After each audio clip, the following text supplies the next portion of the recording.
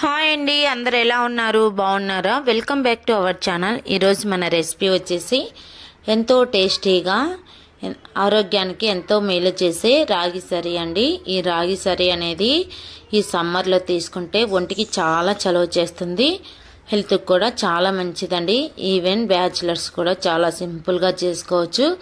అదేవిధంగా షుగర్ ఉన్న వాళ్ళు ఏ వయసు వారైనా తీసుకోవచ్చండి. మరి ఫుల్ రెసిపీ కోసం స్కిప్ చేయకుండా లాస్ట్ వరకు చూసేయండి. ఇప్పుడు ఎలా చేయాలో చూసేద్దాం. ముందుగా ఒక మిక్సింగ్ బౌల్ తీసుకొని దీంట్లో 3 టేబుల్ స్పూన్ల వరకు రాగి పిండి తీసుకోవాలండి. ఈ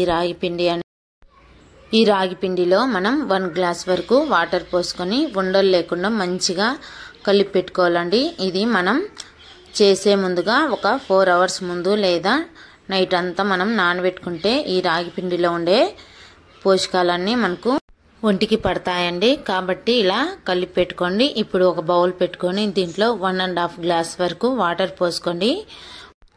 ఇలా వాటర్ పోసుకున్న తర్వాత ఈ వాటర్ని ఒక 3 to 4 మినిట్స్ వరకు బాగా మరిగించుకోవాలండి. అప్పుడు బాగా మరిగేటప్పుడు మనం ముందుగా కలిపి పెట్టుకున్న రాగి పిండి వాటర్ అనేది పోసుకోవాలండి. ఆ వాటర్లో అప్పుడు మనకు ఉండలు అనేది కట్టకుండా చాలా మంచిగా వస్తుందండి రాగి సరి అనేది.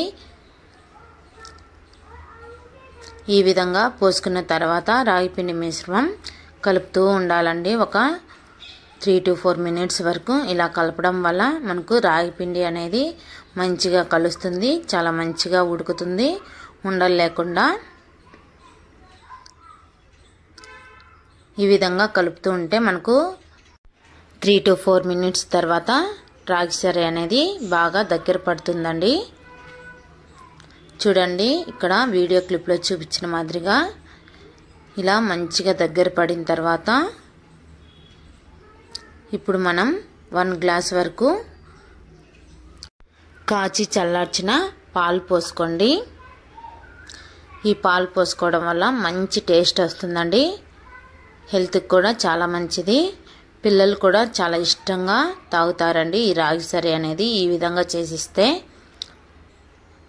ఇది మార్నింగ్ అయినా లేదా ఈవినింగ్ అయినా తీసుకోవచ్చండి. ఈ విధంగా పాలు పోసుకున్న తర్వాత ఒక పొంగు రావాలండి. ఈ విధంగా ఒక పొంగు వచ్చిన తర్వాత ఇప్పుడు 1/2 కప్పు వరకు బెల్లం తురుము వేసుకోండి.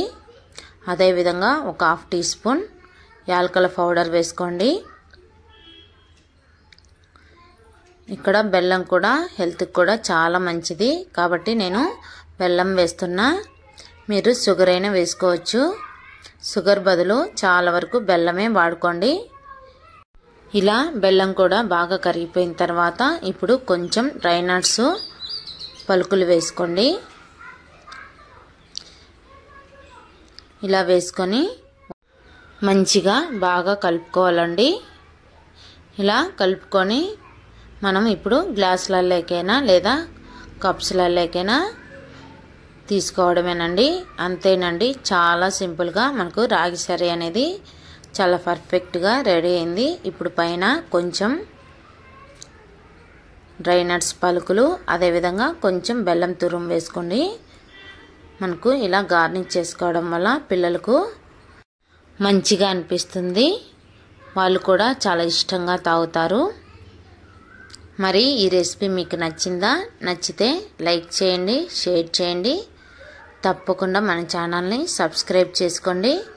అదేవిధంగా పక్కనున్న బెల్ ఐకాన్ని కూడా నొక్కండి. అన్ని నోటిఫికేషన్స్ ముందుగా మీకు వచ్చేస్తాయి.